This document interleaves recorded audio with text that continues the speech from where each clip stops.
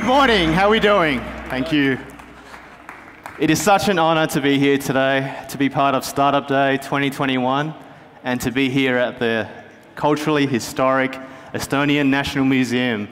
But before I start, I don't know if any of you noticed that since yesterday, there was a wooden chest that was locked, that was suspended above the stage around 4:30. And what I did was I met up with the organizers and I got them to inspect it, make sure that it was fully locked and that the backstage crew hoisted it up there. And from that point onwards, it was their job to make sure that I don't go near it. And what I've got in my pocket here is the key to that chest. And I need someone trustworthy. So Arthur, can I please get you to be that guy that I trust to look after this key? Well, I thank you that you consider me trustworthy, of course. Thank you. So, I did not give him the key. Key is still here. Going off stage, thank you. Thank you, Arthur. And Arthur, I'll give you another job to make sure that in the wings there, that you make sure that I don't do anything with the chest at all. I've always been fascinated with travel, the experience of seeing new places and surroundings. It makes me feel alive, and it reminds me to appreciate the simple things, the smaller details, and more importantly, it reminds me to live in the moment, to appreciate the magic that is around me. One night, I woke up with this uncontrollable desire to explore the world. I pictured all the places I'd seen in movies, the faraway lands, the tropical islands I had imagined reading in books as a kid. What would these ancient temples and lush rainforests look like in real life, up close? And I just knew I needed to go on a journey of exploration and find out for myself. So 1,023 kilometers later, I've arrived here in Estonia with 2 broken suitcases and a diary full of lessons. You can imagine that as a magician, I think about the world differently. And I like to encourage people to think more like a magician, to create a more meaningful life doing the things that they love doing. Magic has always been a passion of mine. Actually, ever since I was the age of 6, when my dad taught me my very first card trick, he was super proud to share that one trick with me. And it was that single trick that ignited my passion for magic, and I never stopped learning. And like I said, I felt that as I progressed with magic, it just gave me that unique perspective of the world, and I love to share some of those lessons with you. So why did I continue with magic? To be honest, I was a shy, introverted, overthinking kid, and I used magic to give the illusion of having superpowers. Without magic, I couldn't look at strangers in the eye, or often when I spoke, I would look at the floor, and magic gave me a reason to open up and break out of my shell and give me some, I guess, fake confidence. And it just never stopped. I like to consider myself a child who is, I guess, doing adult-like things. I've always been obsessed with finding ways to live a more meaningful life. And I've learned through my adventures that you have to find meaning in what we do. Before I started traveling and performing magic professionally, I was working at Apple. And it's still one of my most cherished moments ever. And one of the lessons I learned at Apple was that the experience of your product is equally important, if not more important, than the product itself. I mean, if you look at their latest TV adverts, you'll see that there'll be someone climbing a mountain or shooting a music video or capturing travel memories or important family occasions. It's always an experience that is conveyed in their ads. Look at their latest Mac and iPad campaigns. You'll see words like abracadabra, like magic, wonder. You'll think that a magician came up with these ads. And one memory that I remember while working at Apple was back in 2010, before the first generation iPad launched, and I had the privilege to play with this iPad. And on this iPad was one of the first apps created for the iPad, and it was a little metal ball, like a pinball machine, And as you tilted the screen, the ball would roll back and forth. And I mean, we know that it's a gyroscope and software that's creating that illusion, but for me, in that moment, it felt like magic. I'll never forget that moment. However, as much as I loved working at Apple, a part of me just knew I needed something more, and I never stopped dreaming about travel, and I never stopped practicing magic, and I knew that I had to leave one of the biggest companies in the world to find my own wow moments. My parents are the people who inspire me to take risks. As Vietnamese refugees, they left their home country after the Vietnam War for the chance at starting a whole new life. What you see here is a picture of my mum on a boat with the other passengers. You can tell that it's a leaky wooden 12-meter boat designed for rivers and definitely not the ocean. And when this picture was taken, they had a broken engine and they had been stranded at sea for days and nights. And my mum recalls the feeling of being lost at sea and looking out, and she could see that there was a cyclone approaching.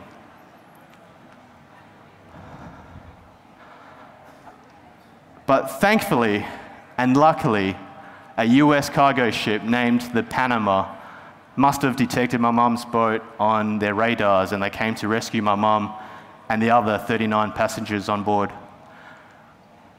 My dad had a very similar story. My dad and his older brother decided one day to leave Vietnam also on a boat. And my dad had saved up enough money to buy 2 ounces of gold, and he brought that with him on this trip, I guess to survive in the long run. But on his journey, he was attacked by pirates twice. I didn't even think that pirates were real. So they took his gold, and he was left with just the clothes on his back. And I guess when I think about my parents' story, the fact that they risked their life to create something new, at a young age, I just knew, or I felt that almost anything is possible. They had the hope and imagination and belief that something greater was waiting for them. So be curious about the world. Ask dumb questions. And the more dumb questions you ask, the smarter your questions become over time. I remember being in the back seat of my parents' car whenever we went on road trips, and I would use this time to ask endless silly questions. Questions like, well, why does the sun rise? And my dad would say, well, the sun doesn't rise, it's the earth that's rotating.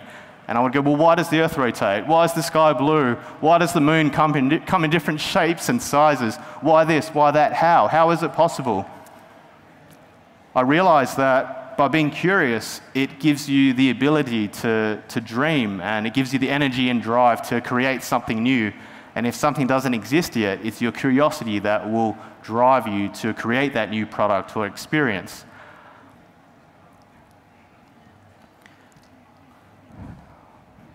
If you look closely enough, you can find that magic is all around us in our everyday world. When I call my mum through FaceTime, she thinks that's magic, seeing my face on a tiny little screen, talking in real time, even though we're miles apart, with her being in Australia and me here in Estonia. And I look at these moments and I think, years back, I remember using the rotary dial telephone and having to turn the plastic wheel for each number. And what's funny is that at the time, it was my mum who taught me how to use the telephone. It's funny how things have reversed now. And as technology improves, it can give the experience of magic and wonder. If we sit back and really think about these moments, they can appear to look like real magic. I find it amazing that I can use a smartphone to book a holiday, flights, hotels, even summon a random stranger at the airport to pick me up, all through the use of this device. And when searching for the magic that exists in our everyday world, I often think of the light bulb. The light bulb, when it was first invented, was like pure magic. Having light without the need for candles or oil lamps was pretty special. And we take it for granted in modern times because it now feels so normal. So for me, the light bulb is that reminder to appreciate what's around us. And speaking of light bulb, be willing to fail. When Thomas Edison was inventing the light bulb, he was asked, about his failures, to which he responded, "I have not failed. I've just found 10,000 ways that won't work." Of course, eventually he ended up with a light bulb that did work. And as a magician, we fail so many times. The number of times a trick goes wrong before it goes right is not often shared, but we understand that that's part of the process and part of the learning process.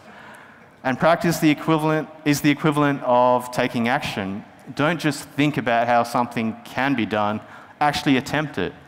And fail, fail, fail, and practice and repeat all over.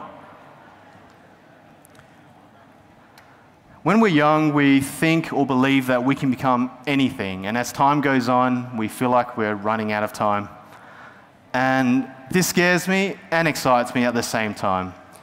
It's the fact that time is limited, that we're forced to do more with our lives. I often think of a Chinese proverb, and it says, "The best time to plant a tree was 20 years ago. The next best time is now." In other words, the future version of you will thank you for starting something new today.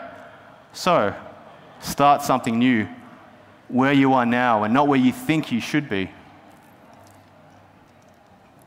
When I started traveling, I would think about how many countries and cities I could visit, and there was always the debate about backpackers versus tourists.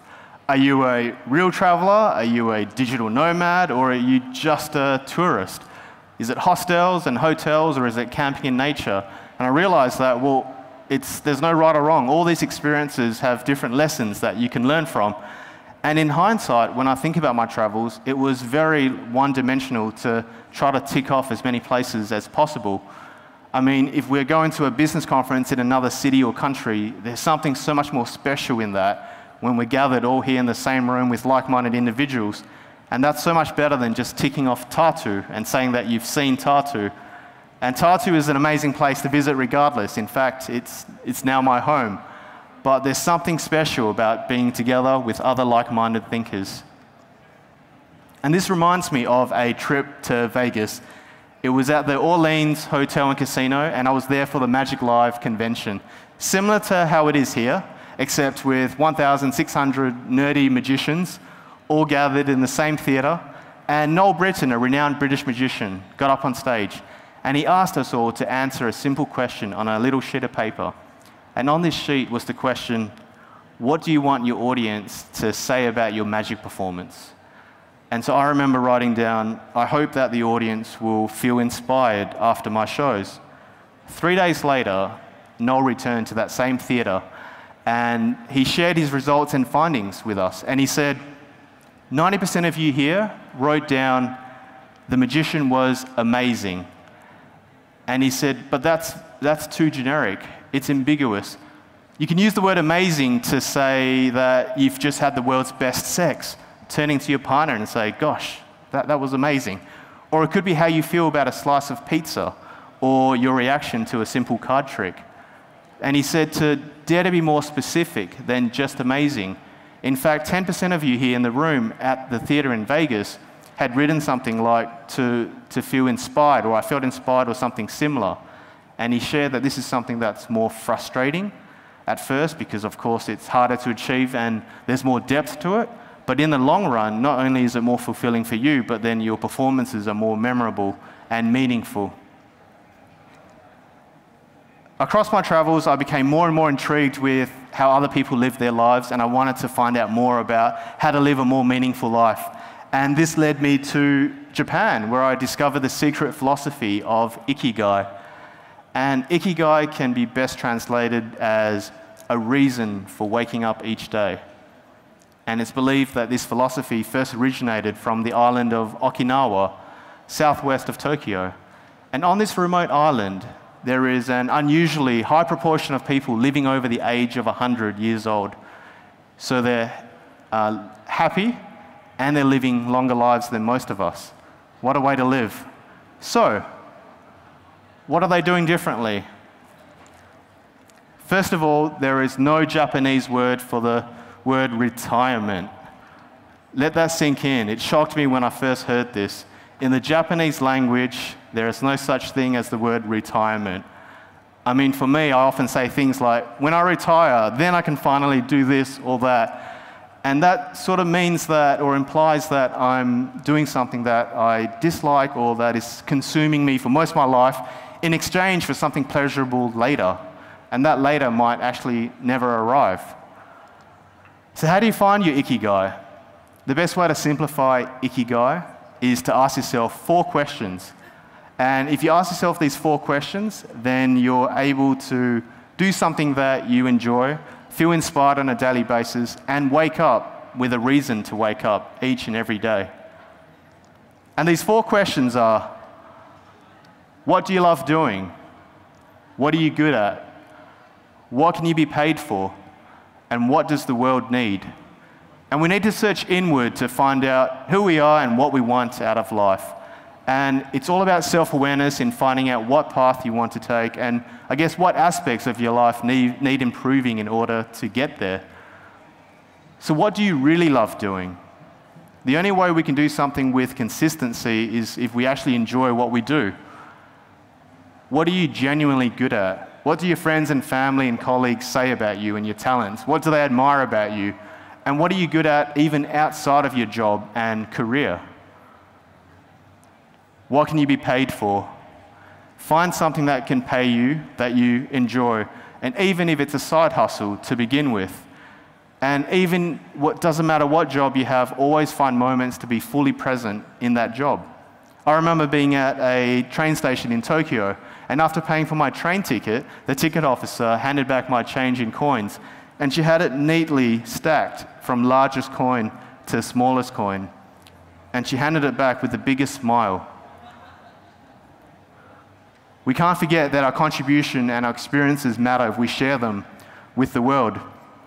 And if you look at these 4 questions and see them as 4 buckets, you can ask yourself, well, which bucket needs filling in order for me to create a more meaningful life? And where these 4 questions and these 4 circles intersect is where you'll find your Ikigai. What you love doing, what you're good at, what you can be paid for, and what the world needs. And that sweet spot right in the center there that answers all 4 questions is where you'll find your Ikigai. But remember that Ikigai is a journey. So you might look at this diagram and think, well, you might feel nervous or anxious thinking, well, I don't have that one purpose. Remember that your purpose changes as you change. It evolves as you evolve. I wish I could share more stories with you today about Ikigai and all my travel stories. But remember to take risks, be curious, ask dumb questions, practice, practice, practice, and don't retire. I hope that what I've shared today is something that might inspire you to live a more meaningful life and that you're able to create a more meaningful career. Thank you for listening.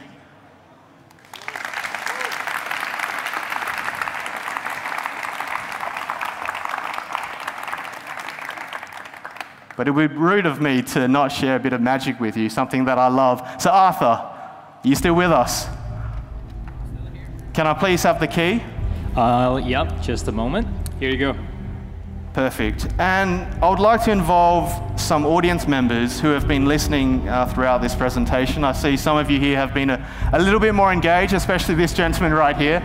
I'm going to need 4 volunteers, and they have to be completely random. So maybe I'll start with you to help select the volunteers, but I've got to make sure that this is completely fair, that there's nothing that's been set up with anyone that I know or anyone that I've networked with over the last couple days. So, sir, sorry, what is your name? Ali. Ali, a big round of applause for Ali.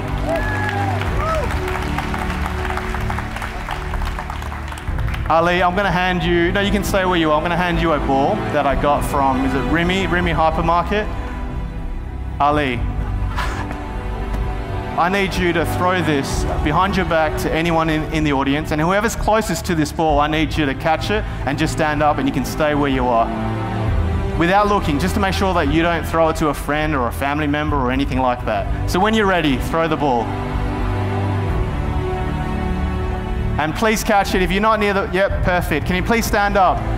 And I lied. I did say you can stay where you are, but just come to the front of the stage here. And I'll just grab a mic. Thank you so much for helping. can I ask you, one of the first questions about finding your Ikigai is to ask yourself, what is it that you love? So can I ask you, what is one thing that you love? And it could be a childhood memory or something that inspires you. And Ali, you can grab a seat for now. And you can say into the microphone once you've thought of that. Something that's quite vivid, if that's okay. Ocean. Ocean. And can you tell me more about the ocean? What is it that you love about the ocean? Is there an activity that you do in the ocean, or is it just the ocean overall? Just the ocean itself. Just the ocean, yeah. the ocean in general. It's so deep and like you can't see the end of it. Perfect. Yeah. I like that. Can I please get you to throw that ball to another random spectator and then grab a seat? The point is to not dodge the ball. The point is to catch the ball. So, and come run straight to the front here. Thank you so much for helping out. And the next question I want to ask you is, what is something that you think you're good at? And now is not the time to brag. Just something that you think you're good at. You can come forward. That's okay, I'm not going to bite. Leadership. Leadership. Interesting. I'm going to tell you why in a second. Can I please get you to throw that ball once more, maybe to this side of the room, and then grab a seat. Perfect. Please grab a seat. Sir, can you please stand up and make your way to the front of the stage? So we had ocean, and we had leadership. Okay, interesting. Sir, what is one thing that you wish you could be paid for? And keep it family friendly.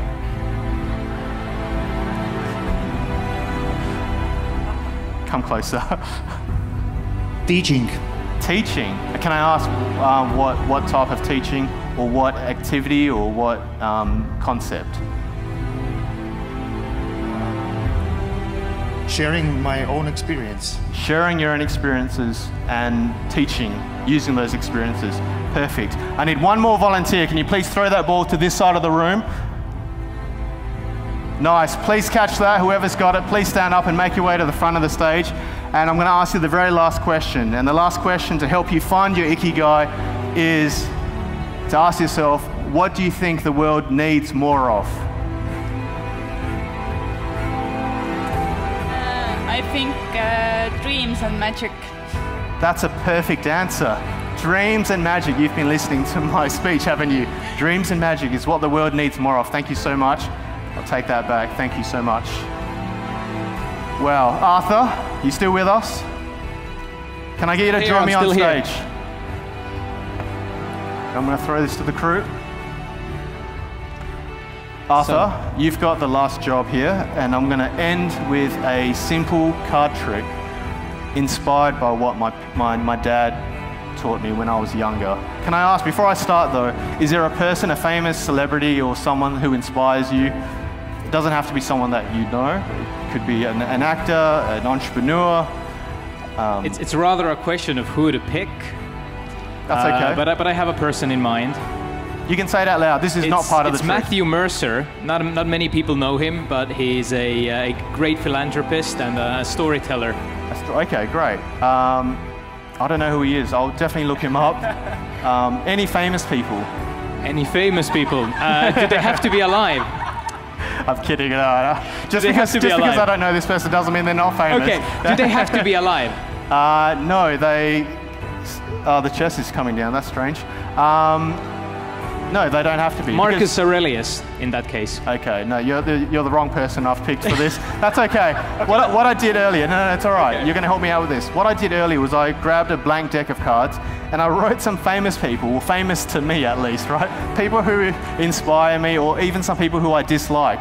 But they're famous in different ways. They could be an actor, they could be a singer. Let's go with Elon Musk then. Elon Musk, that's perfect. Okay, because Elon Musk is one of the people that I wrote on this in this deck of cards. We finally got there, finally. So, backstage crew, can I please, when you're ready, can I please have the blank deck of cards, if you're ready?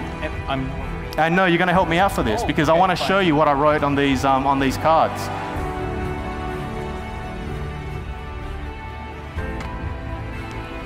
Arthur, so like I said before we started, I grabbed a blank deck of cards It's weird, right? I mean, magicians are the only people who use blank decks of cards. And I wrote some people like, say, Kim Kardashian. Kim Kardashian. Not someone who inspires me, but famous for being famous. Gal Gadot, Emma Stone, Denzel Washington, see. Julia Roberts, You're doing my job for me. This is amazing. I wasn't asking for that, but that's okay. That's right, Hannah Kendrick, a few different people. They're all famous, correct? Yeah, absolutely. And I want to make this completely fair. So can you please put out your hand and just hold on to that deck for me? Sure. Just so it doesn't drop all over the floor.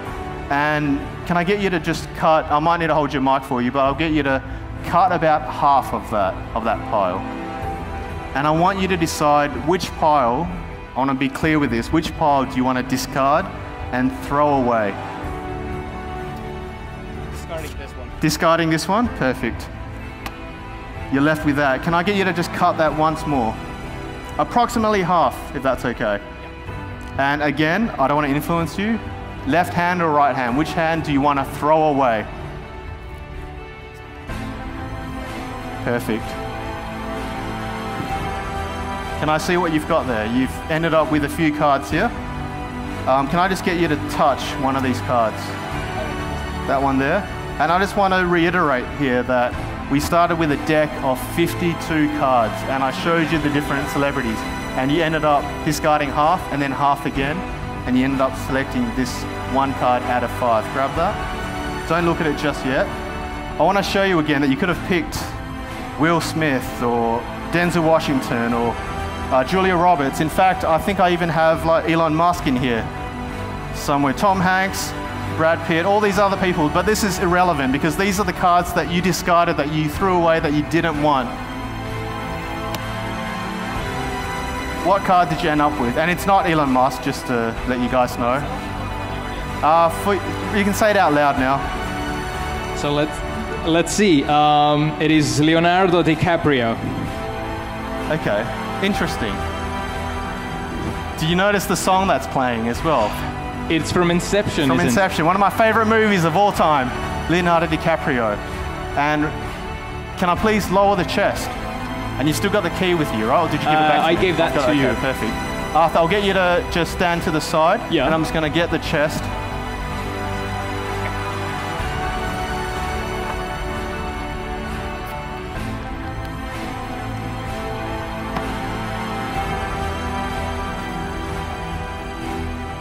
And you can please lower it slowly so I don't just drop it.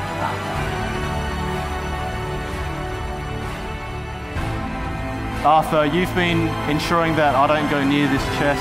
You haven't touched it as much as I was And you saying. had the key the entire time, only until... Peter arrived this morning, the box was already in the air, no one's touched it in the meantime. A little bit, yeah, that's perfect, guys. Okay, perfect.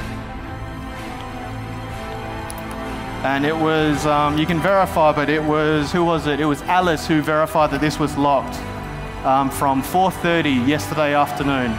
Yeah. Alice is confirming.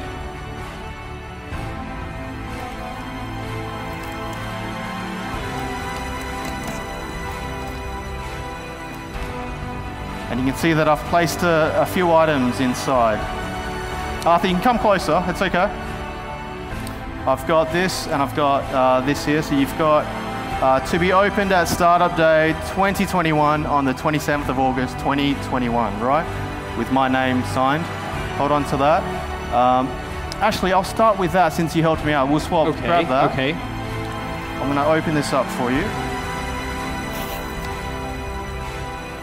And which card did you pick? Leonardo DiCaprio. Leonardo of course, DiCaprio. Of the song I picked.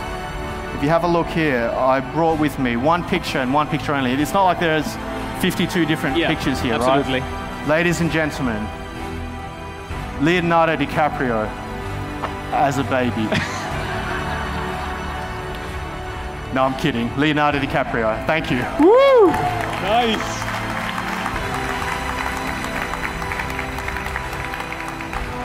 But Arthur, you're holding on to an envelope that was locked in the chest. Indeed. Can I have that, please? Absolutely. A few moments ago, I asked Ali here to help me out, and I gave him a ball to throw into 4 random spectators in the audience, and I asked 4 questions, and I got 4 completely random answers. And just to reiterate, this was not set up in any way. Did someone say ocean? You can clap at this point. This is clap worthy.